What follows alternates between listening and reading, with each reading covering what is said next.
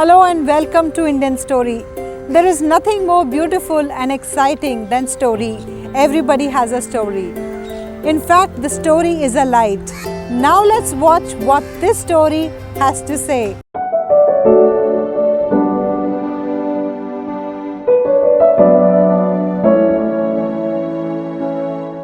मैं रजनीश अग्रवाल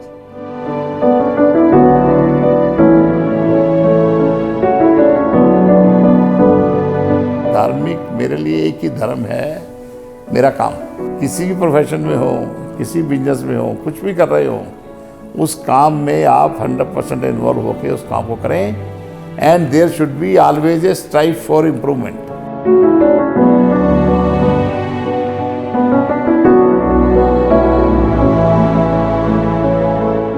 मेरा अपने बच्चों को और दूसरे बच्चों को सिर्फ एक ही संदेश है कि जो लाइफ में जो भी, एक तो हमारा एटीट्यूड पॉजिटिव रहना चाहिए। हम जो भी करें, छोटा बड़ा, उसको बड़े ध्यान से करें।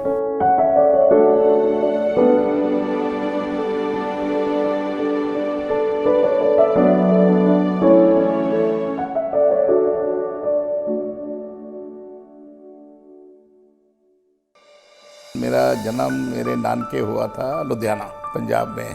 मैंने सारी शिक्षा दीक्षा सब दिल्ली में करी है।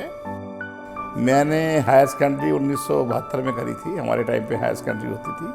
गवर्नमेंट स्कूल ऑफ, बहुत ही मॉडल स्कूल हमारा कहलाता था, नंबर 1। और 1975 में मैंने ग्रेजुएशन करी थी BCom honours from Shri Ram college of commerce. उसके बाद में मैंने सीए ज्वाइन करी थी और जुलाई 79 में मैं चार्टर्ड अकाउंटेंट बन गया था।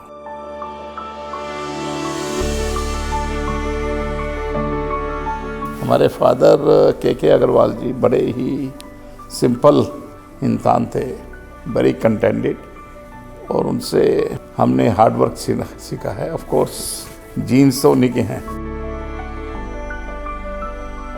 माता जी बड़ी हार्ड वर्किंग थी। उनका नाम संतोष अग्रवाल था, अब दोनों नहीं हैं। माता जी ने हमें क्लास में फर्स्ट आने का बड़ा शौक था, तो उसके लिए माता जी से बड़ी प्रेरणा मिलती थी।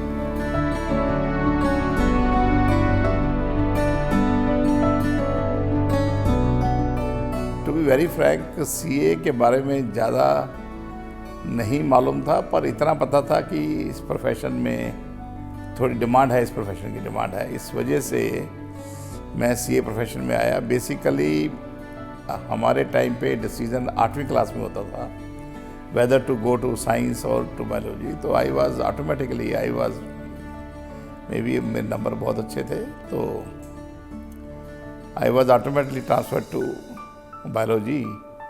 एंड उस वक्त थोड़ा सा, if you go back to 19 maybe sometime in 65, there was a lean period for engineers. Engineers के बारे में कहा जाता था भी खाली बैठे हैं, ज़्यादा हमारे लोगों का एक्सपोजर नहीं होता था, बड़ा लिमिटेड सा एक्सपोजर होता था। उसके अंदर मैं बायोलॉजी में 2-3 महीने मैंने बायोलॉजी पढ़ी, और चांस की बात है कि हमारे स्कूल में 8वीं क्लास तक क्लासेस लगती थी आफ्टरनून में, और 9वीं क्लास से वो स्कूल जो था वो मॉर्निंग का हो जाता था। तो हमारे को 8वीं क्लास में वाइस प्रिंसिपल मिस्टर डोंगा थे, वो हेड करते थे, और 9वीं क्लास से प्रिंसिपल आ जाते थे, मिस्टर चौहान थे प्रिंसिपल। चले आगे क्लास में तो वो थोड़ा बहुत बायोलॉजी लेंगे तो उसमें थोड़ी काटा पीढ़ी भी सिखाई जाती थी, तो थोड़ा सा दिल नहीं लगा। तो पता करा, ज़्यादा कोई वो होता नहीं था भाई कि डॉक्टर अगर नहीं बन पाए तो फिर इंजीनियरिंग में तो खाली बैठे हुए हैं। तो ये किसी ने नहीं बताया फिर कॉमर्स ले लो। ये किसी ने नहीं बताया कि भी जो मेडिकल वाला है वो तो कॉमर्स कभी भी ले सकता है, पर कॉमर्स वाला स्विच नहीं कर सकता। खैर एक्सपोजर नहीं था, तो वहाँ का जो हेड इंचार्ज था उसके पास गए, भाई कॉमर्स, वो कहता बड़ी खुशी से मिल जाएगी आपको सीट, कोई दिक्कत नहीं है। तो हम प्रिंसिपल साहब के पास मिलने पहुँच गए। तो बोले कि आपको मैं चेंज नहीं करूँगा, you are topper in the school and मैं चेंज नहीं करूँगा। अगर चेंज ही करना है तो अगर तुम चेंज करोगे, तुम नहीं पढ़ोगे तो कौन पढ़ेगा। हमने कहा भी हमारा तो दिल नहीं लग रहा। तो बोला मैं नहीं चेंज करूँगा, यही पढ़नी पड़ेगी। तो वो मेरे प्रिंसिपल जो थे उन्होंने मेरे को कभी पढ़ाया नहीं था, क्योंकि जैसे मैंने बताया कि मिडिल स्कूल जो था 8वीं तक क्लास थी वो दोपहर के बाद लगती थी, तो वहाँ पे वाइस प्रिंसिपल ने मुझे मैथमेटिक्स पढ़ाया हुआ था। तो बोला मैं चेंज नहीं करूँगा। फिर भी मैं दोबारा उसके पास गया। कहते जी अगर तुम ज़्यादा इंसिस्ट करते हो तो अपने पेरेंट्स को बुला के लाओ। घर वालों से बोला चेंज करना है, उन्होंने कुछ नहीं कहा, जैसे तेरा दिल करता है। तो फादर चले गए, एक दिन फादर को ले गए, अगले दिन फादर को ले गए। फादर को प्रिंसिपल साहब बोले मैं इस बच्चे को चेंज नहीं करना चाहता। कहता है मेरे पास इतने सारे पेरेंट्स बैठे हुए हैं जो कि अपने बच्चे को साइंस या वो दिलाना चाहते हैं और ये उल्टी बात कर रहा है, अगर ये नहीं करेगा तो कौन करेगा। फादर ने कहा ये तो मानता नहीं है, चेंज कर दो। तो बोला मैं चेंज कर देता हूँ, फिर मेरे पास दोबारा मत आना 2 महीने बाद कि अब फिर दोबारा से बायोलॉजी में ले लो। फिर कहता मेरे पास जगह नहीं होगी। तो उसने हमने जी ज़बरदस्ती चेंज करा लिया। 3 महीने बाद हम कॉमर्स सेक्शन में आ गए। कहीं तो बायोलॉजी की क्लास में सबसे आगे बैठे हुए थे, कहीं कॉमर्स सेक्शन में आते ही, क्योंकि वहाँ ऑलरेडी क्लासेस चल रही थी 2-3 महीने से, तो पीछे बैठे। तो 12-15 दिन बाद कोई एग्ज़ाम थे सेमेस्टर, उसने हमारे कॉमर्स के टीचर थे MC गुप्ता जी, तो एग्ज़ाम लिख दिया सबने। तो वो जब एग्ज़ाम का रिज़ल्ट आया तो उन्होंने एक शीट निकाल के वो पूछा ये किसकी है। हमने हाथ खड़ा कर दिया, बोले आप इधर से उठ के सबसे आगे वाली सीट पे बैठ जाओ। बस वो दिन था कि कॉमर्स क्लास में हमारा खूब रुतबा हो गया।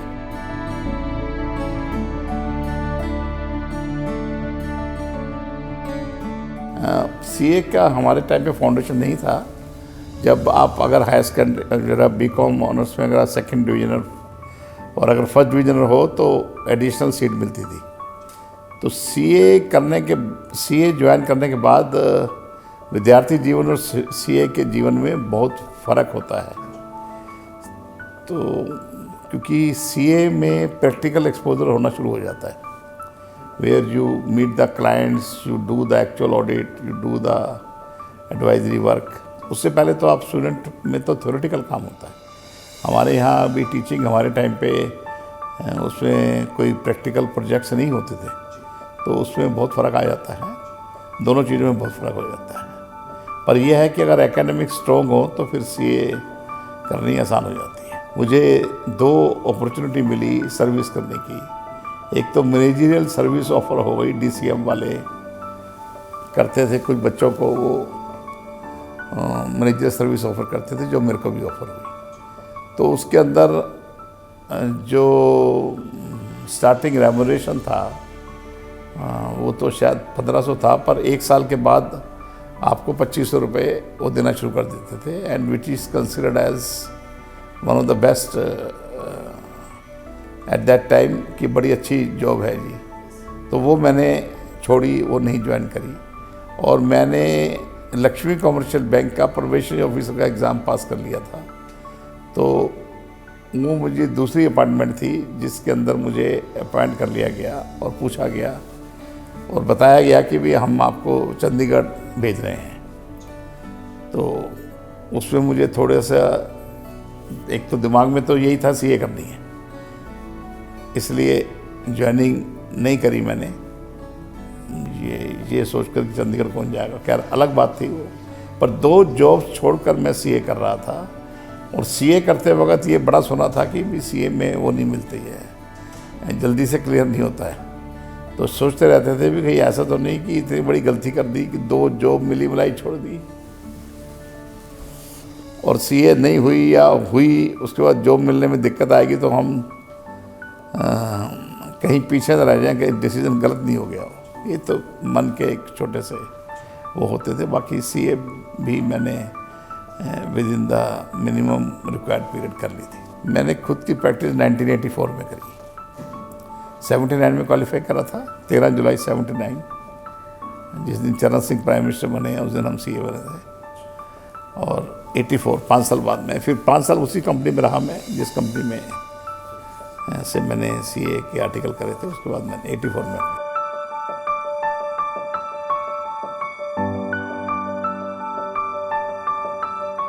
I got married in 1984 and my wife is Kiran Agarwal. She is a housewife, a good partner, a supportive partner, and we have 2 children, Ankur and Ankit. Both of my sons are now working and they are settled in Bombay at present. My elder son did IIT Delhi and then he did IIM Ahmedabad. So his first place was with UBS. And now he is Director Financial Services in Ambit Finance in Bombay. And my younger son is in KKR, which is a PE of USA-based second largest fund, private equity fund. He is principal there. दोनों बच्चे मेरे married हैं. My elder daughter-in-law is Akshi. She is a chartered accountant. She did her international expertise from Netherlands. And then she joined, her father is also a chartered accountant, running her practice in Bombay. My younger son got married only 6 months back. They are, of course, he is married to a business family. They are colonizer, Omex Group. Her name is Isha Goyal. And she is actually daughter of Rohtas Goyal, who is owning Omex Group. And she is again very, what I found her is God-fearing, and she listens to me so carefully whenever I talk about the spirituality. That is her subject, and we also learn from her how to be calm and quiet. My grandson, now he is 6-year-old. His name is Advit, and very sweet boy. I, being a consultant of Air India and IFCO and so many other multinationals, I have always have a chance to go to Bombay. So I happily go to Bombay because I meet my grandson, and he also is very much attached to me. मेरा अपने बच्चों को और दूसरे बच्चों को सिर्फ एक ही संदेश है कि जो लाइफ में जो भी, एक तो हमारा एटीट्यूड पॉजिटिव रहना चाहिए। हम जो भी करें, छोटा बड़ा, उसको बड़े ध्यान से करें।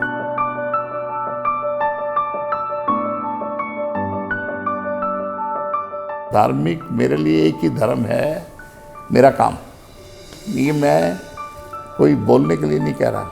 मेरी बात, जो मैं बात कहना चाहता हूँ वो ये कहना चाहता हूँ कि आप जिस भी काम में लगे हुए हो, किसी भी प्रोफेशन में हो, किसी बिजनेस में हो, कुछ भी कर रहे हो, उस काम में आप 100% इन्वॉल्व होकर उस काम को करें। And there should be always a strive for improvement.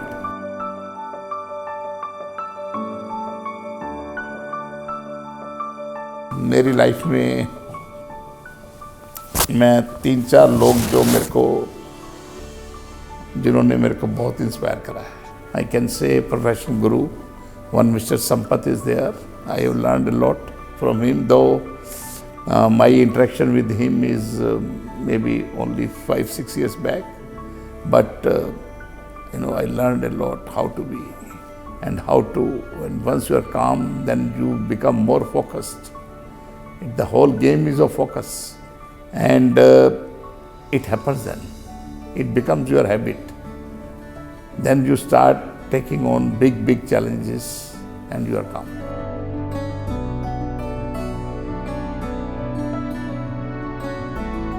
के बाद में जब मैं चार्टर्ड अकाउंटेंट बन गया या बन रहा था, तो मेरे चाचा जी थे वेदव्रत जी, उनका मेरे पे बहुत प्रभाव रहा। उन्होंने मुझे बहुत चीज़ें सिखाई लाइफ की। और जिनको मैंने फॉलो करा और मुझे बड़ा फ़ायदा हुआ। जब मैं चार्टर्ड अकाउंटेंट बन गया तो उनका ऑफिस मेरे ऑफिस के बिल्कुल पीछे था। मैं क्राउन प्लेस में मेरा ऑफिस था। तब मैं उसी कंपनी में काम करता था जहाँ से मैंने ट्रेनिंग ली। तो उनका प्रभाव था, तो उनसे मेरे से पूछा कि भाई तुम अब आर्गूमेंट करोगे, केसेस के बड़े बड़े अफसरों के सामने जाओगे, तो एक बात का ध्यान रखना बेटे। तो मेरी लाइफ में 2-3 लोग और भी आए। सुनील अरोड़ा जी आए जो इंडियन लाइंस के कभी CMD होते थे और मैं HSIDC के बोर्ड पे था।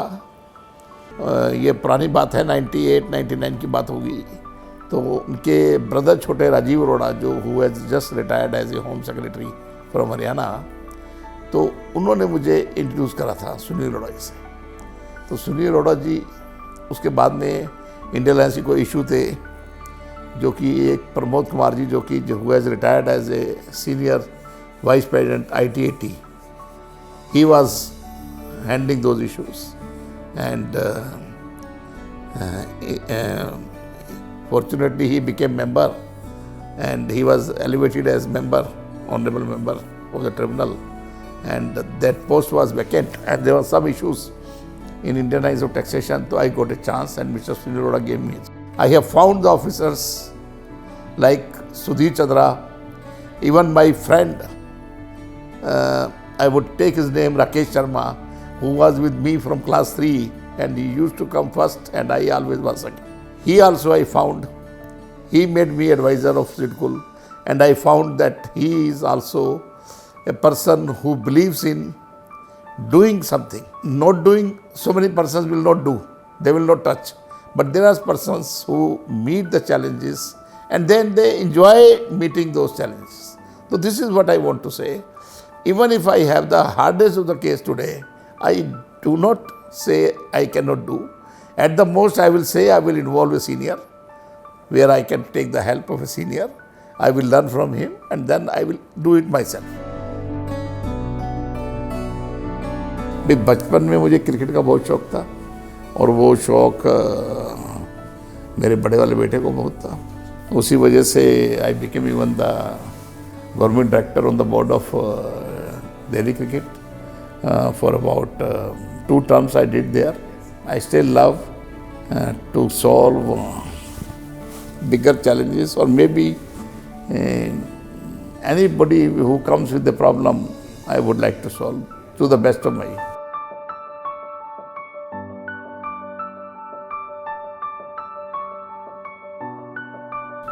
देखो ट्रैवल मैंने बहुत करा है, right from Japan, Europe, USA, Canada, then east countries सारी, Singapore. Otherwise also from touring point of view also I have traveled a lot. Canada, again Vancouver, etc. was very picturesque and very good destinations. And challenges, वही बात है कि challenges should be accepted और उसमें हमें उसको कई बारी सक्सेस मिलेगी, कई बार नहीं मिलेगी, बट डोंट बी पेशेंस का गेम है, it's a matter of patience. Finally success मिलेगा इफ यू आर सिंसियर.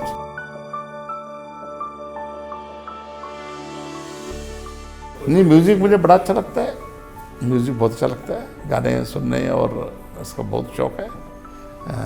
हमारे फादर को बहुत शौक था. कहने का मतलब उसमें बड़ा आनंद आता है. ऑफ कोर्स वो सिंगर अब नए जमाने के सिंगर है, वो सिंगर अब चले गए.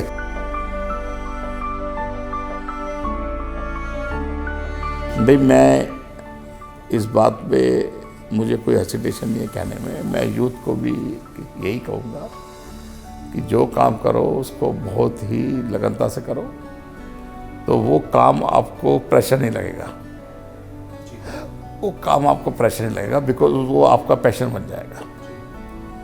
जो कर्म है उसको क्रिया बनाओ. कर्म शुड भी क्रिया. क्रिया होता है जो बच्चा है ना, वो कर्म नहीं, वो क्रिया करता है.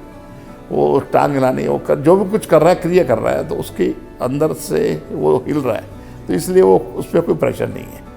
इसीलिए अपना काम को इतने परफेक्शन में ले आओ, उसको इतनी प्रोफिशिएंसी में ले आओ कि वो क्रिया बन जाए।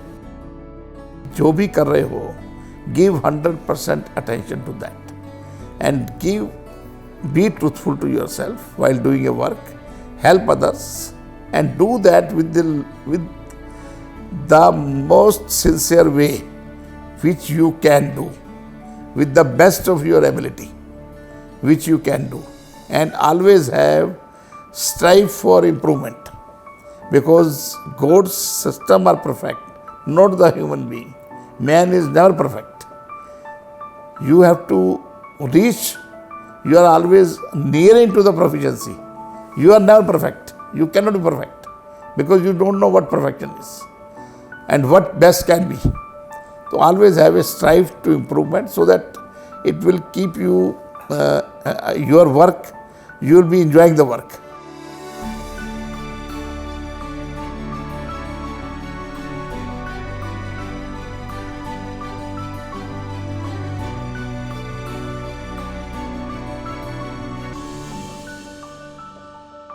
Yes, we are all unique. We come and go. But these stories are legacy forever. Do share your story with Indian Story anytime, anywhere. And don't forget to subscribe our channel